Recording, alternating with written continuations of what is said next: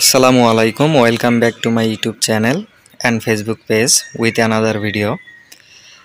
আজকে আমি কথা বলবো এই ইলেকট্রিক বাইক সম্পর্কে, যে ইলেকট্রিক বাইক আপনারা মার্কেটে যেগুলো পাওয়া যায় সেগুলো কিনবেন নাকি আমার মতো এইভাবে বানাই নেবেন।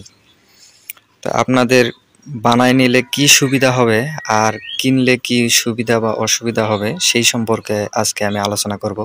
তো আমি 5টা পয়েন্ট সিলেক্ট করছি। প্রথমে আসি যে আমি যে এই গাড়িটা বানাইছি সেটার আউটলুকটা কেমন হবে। সো আউটলুকের ব্যাপারে আমি যেহেতু বানাইছি সেহেতু আমাদের আলাদা একটা বাইক কেনা লাগছে। সো এই বাইকটা আপনি যে কোনো ধরনের বাইক নিতে পারেন, সেটা আপনার চয়েস। সেই ক্ষেত্রে আউটলুকটা বিভিন্ন ধরনের পাবেন। আর কেনার ক্ষেত্রে যদি মার্কেটে কিনতে যান তো অনেক কোম্পানির বাইক আপনি পেয়ে যাবেন, বিভিন্ন মডেলের বাইক পেয়ে যাবেন আপনি। সেগুলোর আউটলুকও অনেক ধরনের, অনেক স্পোর্টস লুকের অনেক বাইক আছে, এইরকম ইলেকট্রিক বাইক, অনেক স্কুটার আছে। সেটা আপনার একান্তই নিজের ব্যাপার যে আপনি কোনটা কিনতে পারবেন, কোন লুকটা আপনার চয়েস হবে, সেটা আপনার ব্যক্তিগত ব্যাপার। আর আমি যদি বলবো যে আমার ক্ষেত্রে এই লুকটাই আমার বেশি পছন্দ হয়েছে। কারণ এবার আসি যে এই বাইকটা কত স্পিডে চলে।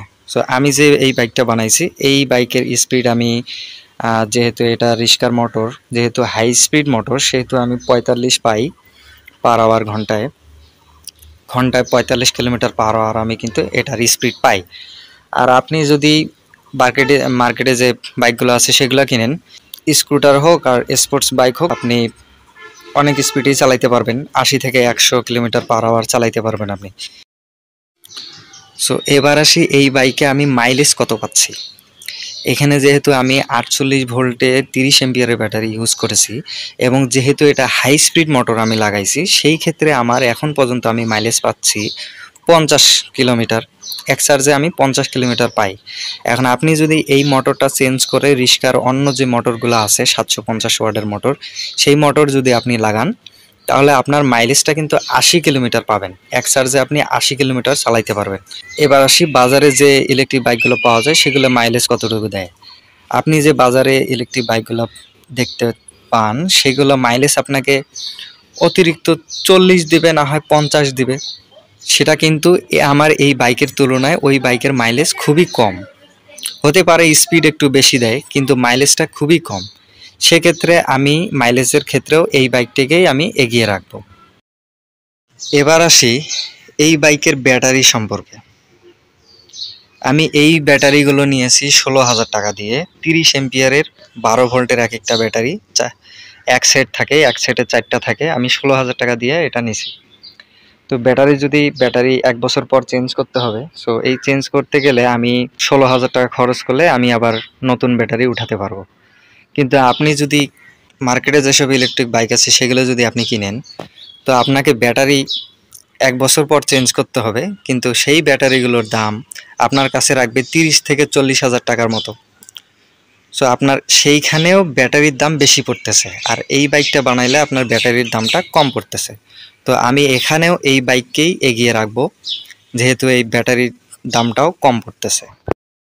এবার আসি যে এই বাইকটা টোটাল খরচ কত হয়েছে, আর আপনি যদি মার্কেটে কিনতে যান সেই ইলেকট্রিক বাইকগুলো, সেগুলো আপনার কাছে কত পড়বে দাম। তো আমি এই বাইকটা আগেই বলেছি যে এই বাইকটা আমার আগের ভিডিওতেও আপনারা দেখেছেন যে এই বাইকটা বানাইতে কত খরচ হয়েছে। এই বাইকটা বানাতে আমার খরচ হয়েছে টোটাল 27,500 টাকা। এই 27,500 টাকার মধ্যে এই বাইকটা আমার কমপ্লিট হয়ে গেছে। কিন্তু আপনি যদি মার্কেটে সেই ইলেকট্রিক বাইকগুলো কিনতে যান বা স্কুটারগুলো কিনতে যান, তো আপনার মিনিমাম 80 থেকে 1 লাখ টাকার মধ্যে ছোটোগুলা পেয়ে যাবেন, ইলেকট্রিক স্কুটারগুলা। আর বড় যে আকিস কোম্পানির বাইকগুলো আছে সেগুলো 1,30,000 বা 1,50,000 টাকা এইরকম দাম, অতিরিক্ত দাম দিয়ে এইরকম ইলেকট্রিক বাইক কেনার চেয়ে আমি মনে করি আমার কাছে যেটা ভালো লাগছে সেটা হচ্ছে এই বাইক কম দামে বানানোটাই বেটার। যেহেতু আপনার একই কাজ করবে দুইটাই, সো আমি কম দাম দিয়ে এই বাইকটা বানাইলাম। আমার এইখানে 27,500 টাকা পড়ছে, আর ওইখানে আপনার লাগতো 80 থেকে 1,50,000 টাকার মতো।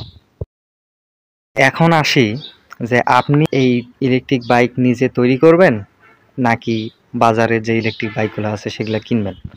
সো আমার মতে যে ওভারঅল দিক বিবেচনা করলে এই বাইকটা খুবই সাশ্রয়ী হবে যদি আপনি নিজে এটা তৈরি করেন, কারণ দামেও কম, সব জায়গায় আপনি পার্টসগুলো পেয়ে যাবেন।